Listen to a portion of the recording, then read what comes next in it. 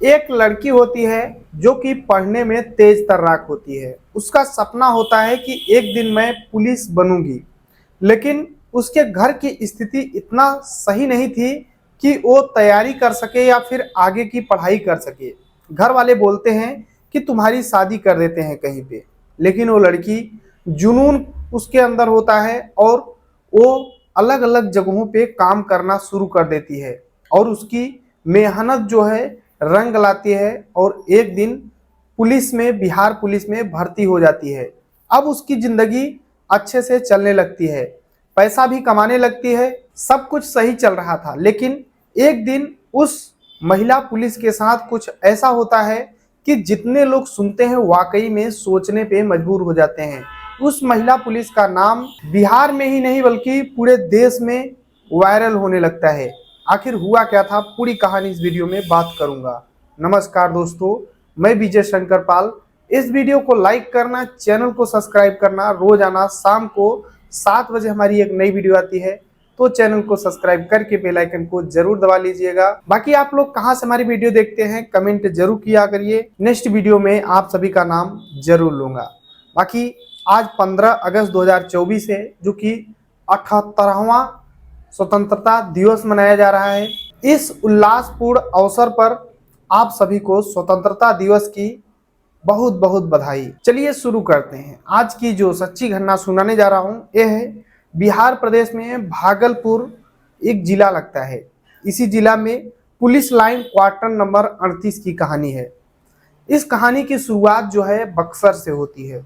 यहीं की रहने वाली एक लड़की जिसका नाम नीलू होता है। नीलू वाकई में जितना तेज उसका दिमाग होता है उतनी ही खूबसूरती उसके अंदर होती है। नीलू वाकई में बेहद खूबसूरत होती है। लेकिन वो 12वीं के पास जैसे 12वीं का पेपर देती है, उसका जुनून होता है कि मैं कुछ करूंगी। रोजाना रनिंग किया करती थी। उसका ये सोच था कि एक दिन मैं पुलिस जरूर बनूंगी, बिहार पुलिस जरूर बनूंगी। लेकिन उसके घर वाले बोलते हैं कि नहीं बेटा, अब शादी कर देते हैं, कहीं पर तुम अपना घर चलाओ। लेकिन नीलू जो होती है उसका सपना होता है कि नहीं, मैं कुछ आगे बड़ा करूंगी। आखिरकार जब घर वालों से पैसा नहीं मिलता है तो नीलू पटना आ जाती है और यहीं पर एक मॉल में काम करना शुरू कर देती है। वहां से लगभग 7-8 हजार, मुश्किल से 10 हजार के करीब में पैसे मिलते थे और उन्हीं पैसों से अपना गुजारा किया करती थी। अपना पढ़ाई भी करती थी और तैयारी भी किया करती थी, रोजाना रनिंग करती थी। इस तरीके से उसका टाइम बीत रहा होता है। नीलू पढ़ने में तेज तर्राक होती है, लेकिन वो कठिनाइयों से जूझ रही थी क्योंकि उसको ड्यूटी भी करना होता था और तैयारी साथ में। समय धीरे धीरे बीत रहा होता है। तभी उसी मॉल में काम करने वाला एक लड़का होता है जिसका नाम पंकज होता है, जिसका घर आरा में होता है। आरा का रहने वाला पंकज जब नीलू को देखता है तो उसके ऊपर फिदा हो जाता है, क्योंकि नीलू वाकई में बेहद खूबसूरत होती है, जबकि पंकज हल्का सांवला रंग का होता है। लेकिन जो पंकज है अब नीलू को इम्प्रेस करने का हर एक प्रयास करने लगता है। उसका हेल्प किया करता था, उसे कभी वो पैदल जाती थी उसे ले जाकर के छोड़ दिया करता था, यानी फुल हेल्प किया करता था। नीलू को भी लगने लगता है कि ये लड़का वाकई में मेरा बहुत ज़्यादा मदद करता है। आखिरकार जो पंकज और नीलू एक बेस्ट फ्रेंड बन जाते हैं और धीरे धीरे टाइम बीत रहा होता है। दोनों एक दूसरे के व्हाट्सएप नंबर ले लेते हैं, एक दूसरे से बातचीत किया करते थे कि कब ड्यूटी चलना है, क्योंकि एक ही मॉल में दोनों काम करते थे, तो कब ड्यूटी चलना है, कब आना है, यानी तरह तरह की बातें दोनों किया करते थे। व्हाट्सएप पे भी बातें किया करते थे। अब ये जो बात थी दोनों को इतना पसंद आती है कि जो प्यार दोनों का जो दोस्ती था प्यार में कब बदल जाता है पता ही नहीं चलता है। अब दोनों चोरी छुप के अलग अलग जगहों पे मिलने लगते हैं, होटलों में जाते, संबंध बनाते।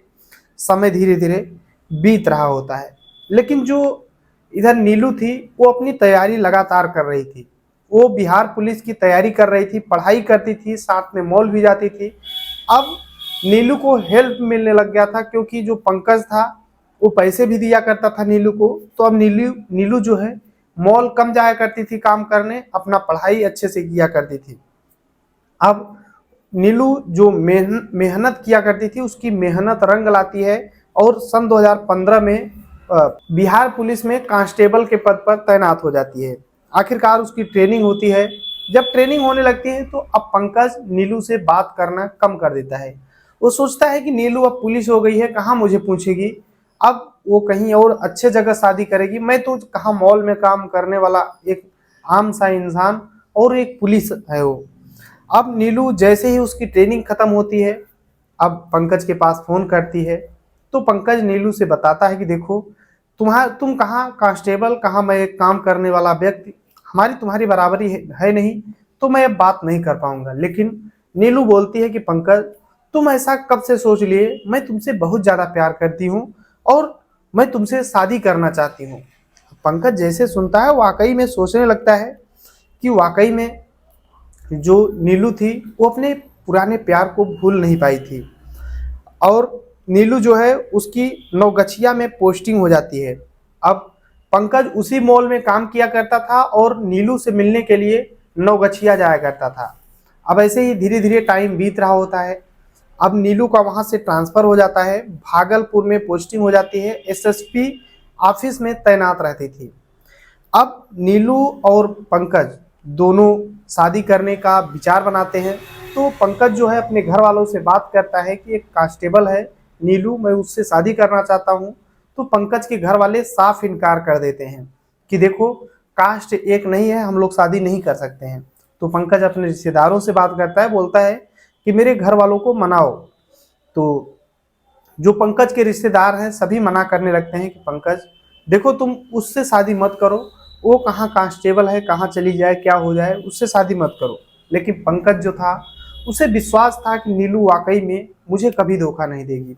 आखिरकार पंकज और नीलू लव मैरिज कर लेते हैं, एक मंदिर में जाकर के शादी कर लेते हैं। पंकज भी हमेशा के लिए अपना घर छोड़ देता है और फिर नीलू भागलपुर में रहती थी, अब भागलपुर में पंकज भी रहने लगता है वहीं पर।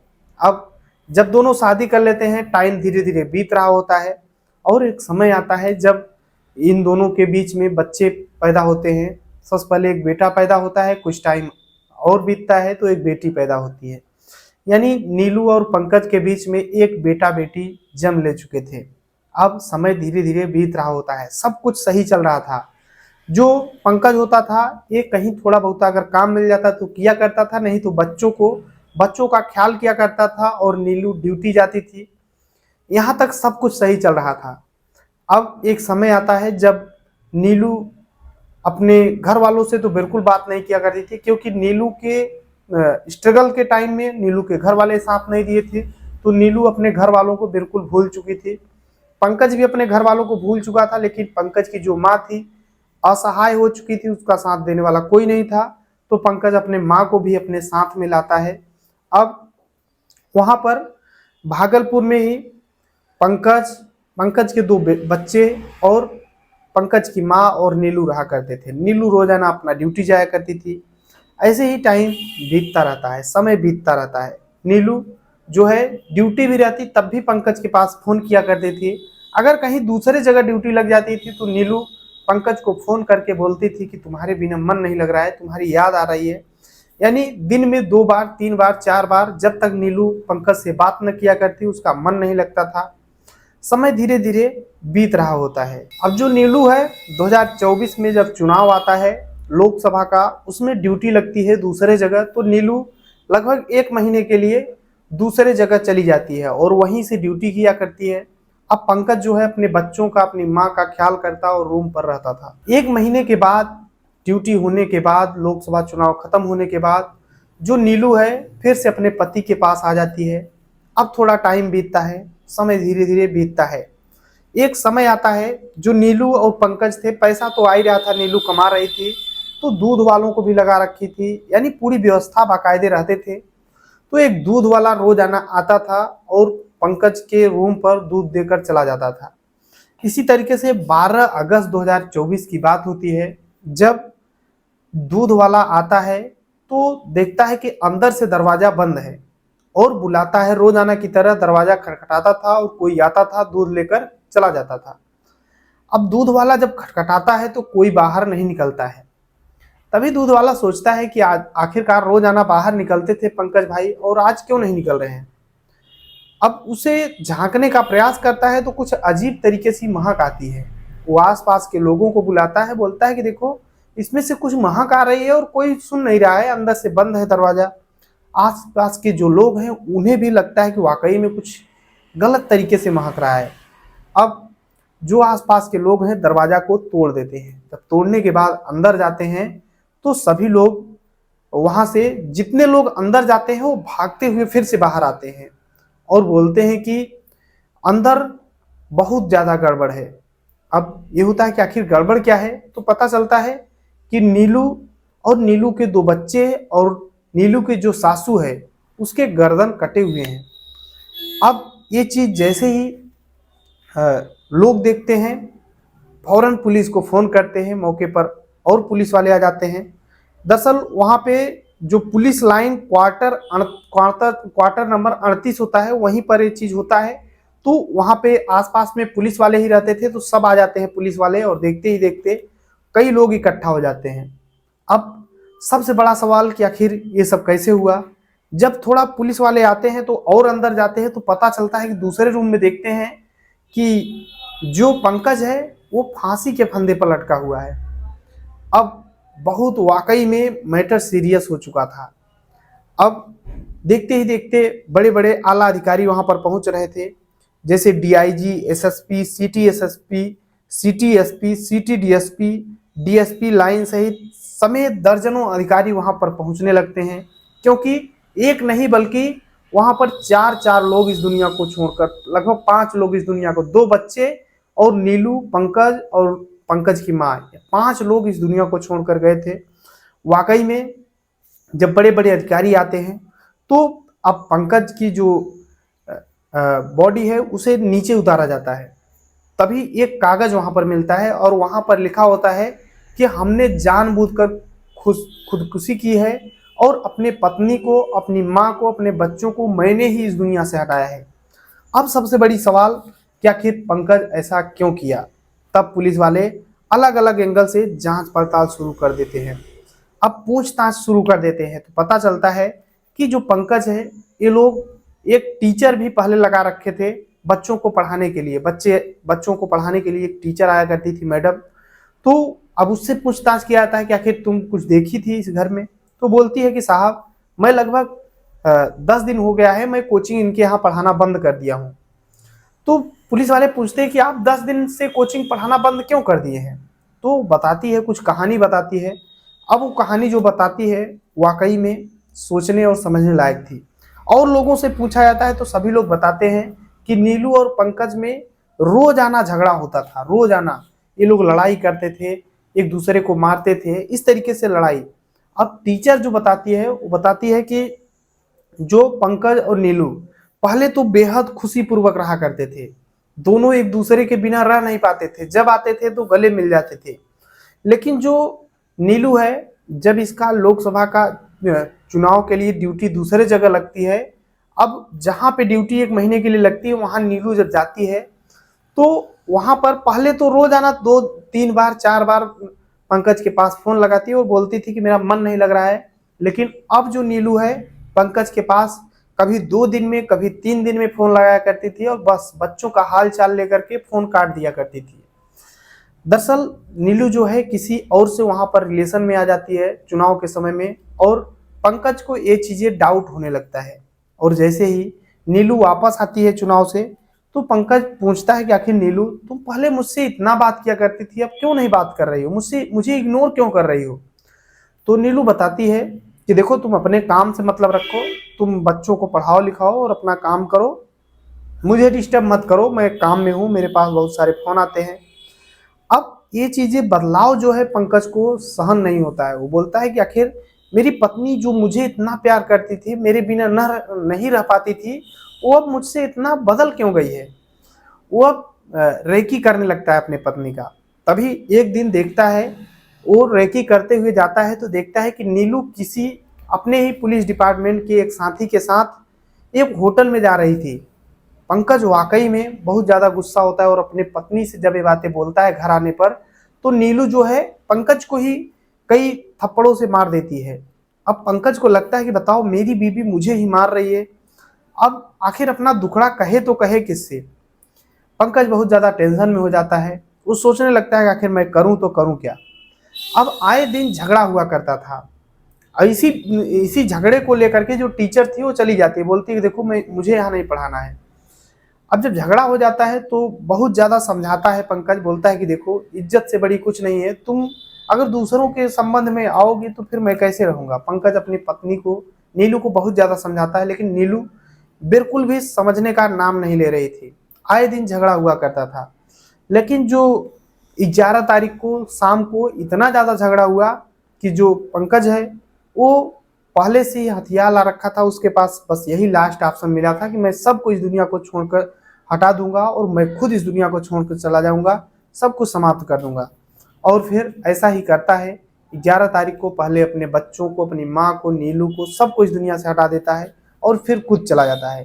सुसाइड नोट में लिखता है कि अगर मैं ही इस दुनिया को छोड़ कर जाता तो नीलू आज़ाद हो जाती, अगर नीलू और मैं दोनों चला जाता तो मेरे बच्चे कहाँ जाते, मेरी माँ कहाँ जाती, अगर सभी को इस दुनिया से लेकर चला गया तो सब आज़ाद हो गए।